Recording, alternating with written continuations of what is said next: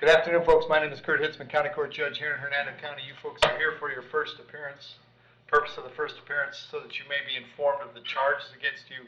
I'll determine if probable cause exists for those charges. Probable cause simply means it's more likely than not that a crime has occurred, more likely than not that you're the person who committed that crime. Of course, as you stand before me this afternoon, I presume that you're innocent of these allegations. That presumption of innocence will stay with you through every stage of the proceedings unless and until the state attorney's office can prove the allegations against you beyond and to the exclusion of a reasonable doubt. We'll set your conditions of pretrial release today. That is your bail or your bond. In most cases, you've had a bond set already pursuant to the bond schedule here in the 5th Judicial Circuit with a warrant which led to your arrest. I'll determine if that bond should be raised or lowered or left the same, or whether there'll be additional conditions of pretrial release placed upon you. We'll let you know when your next court date will be. If you'd like to have the services of the public defender, I'll gladly appoint the PD to represent you this afternoon. You do have a right to have contact with folks on the outside, family, friends, counsel. Finally, and most importantly, you're advised that you do have an absolute right to remain silent with regard to the facts which surround your arrest. I encourage you to do that. These proceedings are recorded. In addition, there is an assistant state attorney in the courtroom with me. If you say something that tends to incriminate you, they will use it against you in the prosecution down the road. And I need each and every one of you there at the jail to please raise your right hands and be sworn. Okay, everybody raise your right hand if you're on first appearance. Solemnly swear, affirm, tell the truth, whole truth, nothing but the truth. Outstanding. When you hear your name called, please step forward to the podium. Cassandra Dean.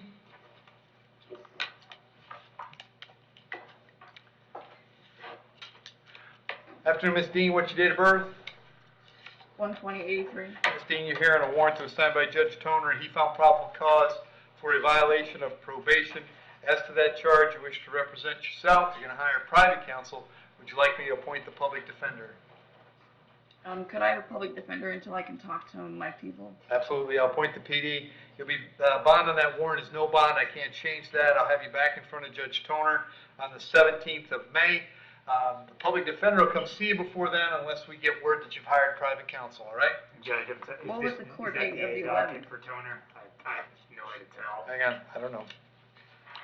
Do you know? Is it A? I don't know that they're gonna know that. And that's obviously. They gave it to me up front when I come in. Hang on a second. Okay. We won't. Okay, so I'll have to notate that. So they will have to send something. We can to us. fix that up for you. It's 5/17, Cassandra. May 17th. Cheryl Coleman. After Ms. Coleman, what's your date of birth? 10/15/81. Ms. Coleman, you're here on a warrant that was signed by Judge Vergara. She found probable cause for 1 count of organized fraud and 5 counts of exploitation of an elderly or disabled adult. As to those charges, you wish to represent yourself. You're going to hire private counsel. Would you like the public defender? If I could have a public defender at this time. I'll appoint the PD. State. Your Honor, can I ask you? Hang on a second. Hang on, I'll get to you. Yes, sir. Got drop charges in 2021, 2020 for no motor vehicle registration, as well as got dropped with this fraud and impersonation charges in 2019. No process for grand theft 2016. That's all I'm saying. And Cheryl, I have an address for you on Elgin Boulevard. Is that where you live? Yes, sir. How long have you lived there? About a year now. All right. Do you have a job these days? Yes, sir. I'm a social worker. Okay. And is there something else you want to tell me? And I'll just remind you not to talk about the facts. Yes, sir. I was just wondering if we could do like ROR so I could go to work. Well, lose my job. I can't do ROR. I'm going to reduce the bond sum, but I'm not going to release you. Yes, sir. So, on the 5 counts, well, the 1 count, the first count is the fraud. I'll set that at $5,000. On the then 5 counts of exploitation, I'll set those at $1,000 each. So that's a total of $10,000. I'm going to have you back in court on the 17th of May. Very important that you contact the public defender when you get out, all right? Yes, sir. Thank you. Thank you. You bet.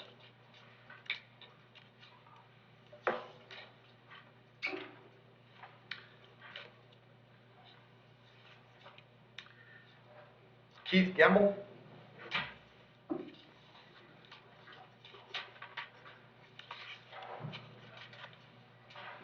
Afternoon, sir. What's your date of birth? 8/20/80.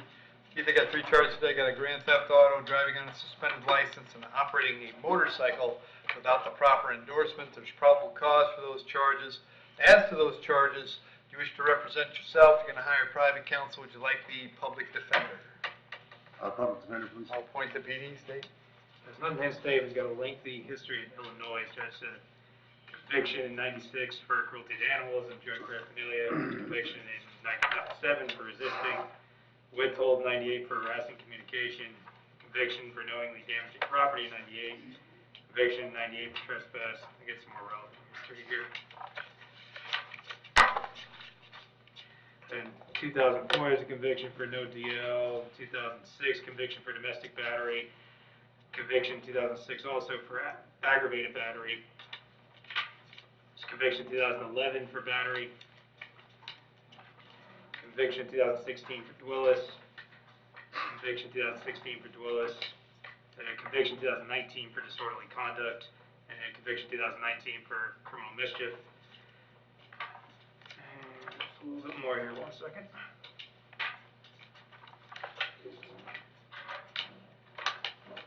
Get a recent conviction here, Judge. Conviction in 2021, February, for battery and violating an order of protection. All right. Keith, I have an address for you in Bloomington, Illinois. Is that your home? No. Okay, where do you live now? 17 North Jefferson, Clearwater. Okay, how long have you been in Clearwater? I just got here. Okay. Do you have a job? I was supposed to start today. I'll leave the bonds per the schedule, which is $2,000 on the GTA, $1,000 on the driver's license, and $500 on the endorsement for a total of $3,500. Have you back in court on May 17th. If you get out, make sure you contact the public defender right away, okay? All right. Very good, thank you. Jeremy Gutierrez.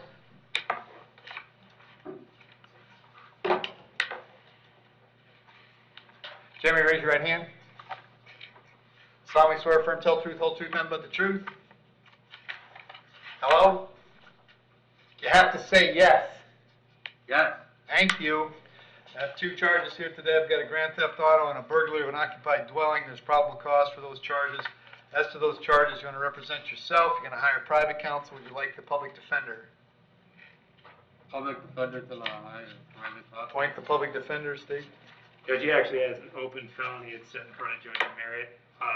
It is 21 CF 43. Set for pretrial conference there on May 28th.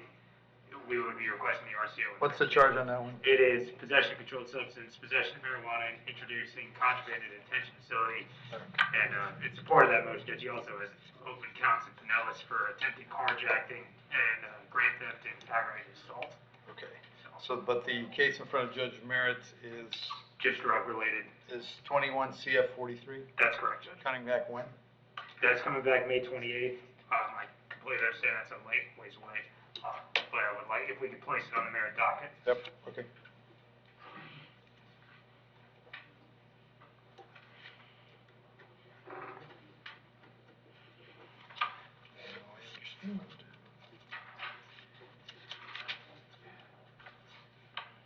Oh, Well, that's the link, Meg. They were having problems with it before. Oh, that's gone.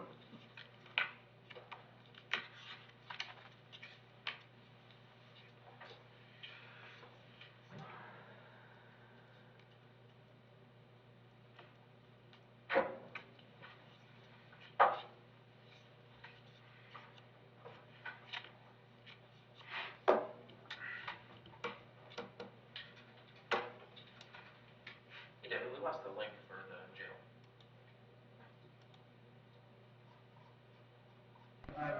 Wait back. We're back? Okay. Thank you. All right. Jeremy, these 2 new cases, I'm going to leave the bonds for the schedule, which is $5,000 on the GTA, $15,000 on the burglary. And then job number 1, when you're out on bond, is don't commit new charges. It appears to me that you have. So pursuant to Florida Statute 903.0471, I'm going to revoke your bond in 21 CF 43. We're going to hold you without bond then until the 28th of May, which is when that case and these 2 new cases will be back in front of Judge Merritt. If you stay with the PD, they'll come see you at the jail. Of course, you're free to hire private counsel as well. Thank you.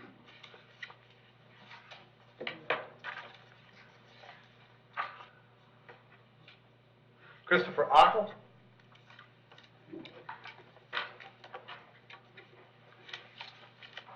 Afternoon, sir. What's your date of birth? May 10th, 1984. Chris, you're here on a warrant signed by Judge Toner. You found probable cause for a VOP.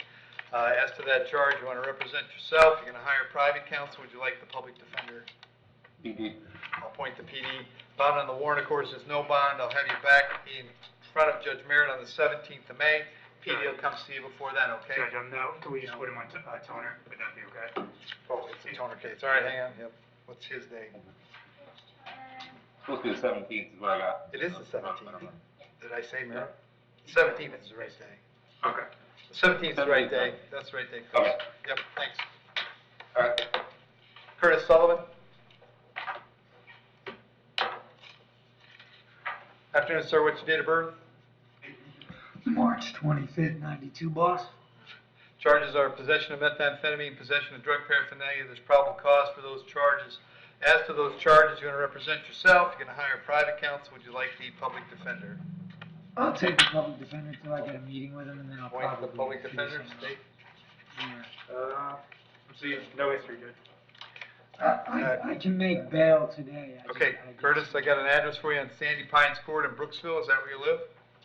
Yeah, I'm moving today or tomorrow. though. Where are you moving Kicked to? out for- I don't know yet. I got kicked out for being mentally ill and a drug addict. So. Okay. Do you have a job? Not yet. I'm starting one at a smoke shop in a week, but I was supposed to start at Metro before I got Baker. Okay, And because I got Baker, I couldn't make the shit okay. on time. So. All right, Curtis, I'm going to set your bond on the meth at 1,000, on the paraphernalia at 500. That's a total of 1,500. We'll have you back on the 17th of May. Make sure you contact the PD when you get out, all right? All right, thank you very much, Thank you. sir. I'll be able to post today. Yep, good. Theodore Bradford?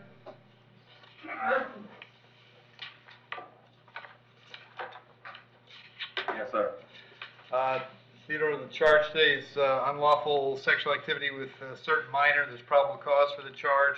As to that charge, you want to represent yourself. You're going to hire private counsel. Would you like the public defender? Public defender. I'll appoint the PD, sir. Let's go.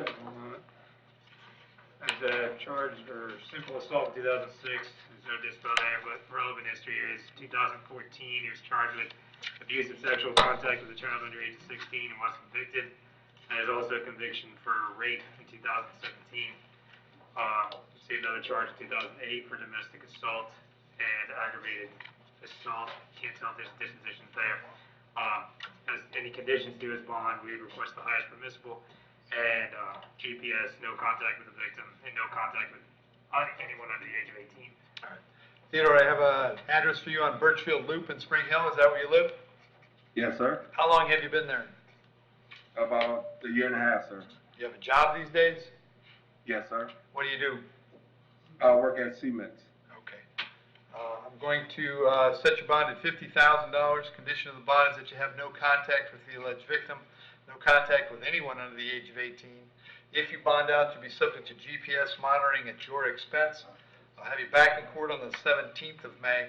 If you bond out, you should contact the public defender right away. If you can't get out, they're going to come see you at the jail before you go to court, all right?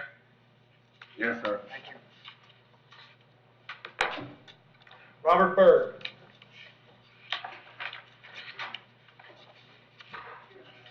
Yes, sir. Morning, Mr. Berg. What's your date of birth? 4969. Robert, you're here in charge of battery being domestic in nature. There's probable cause for that charge. As to that charge, you want to represent yourself. You're going to hire private counsel. Would you like the public defender? Public defender. I'll appoint the PD. State.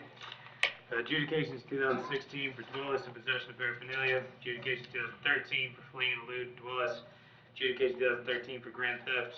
Adjudication 2011 for resisting.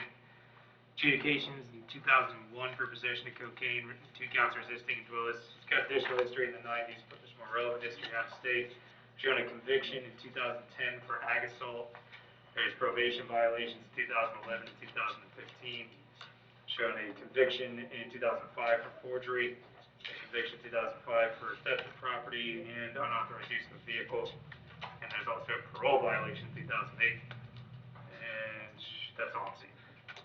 Robert, I had an address for you on Pitcairn Street in Brooksville. Is that where you live? Yes, sir. How long have you lived there? Right at 10 years? Is that where Miss Doyle lives? Yes, sir. Do you have a job these days? Yes. What do you do? I do handyman. Okay.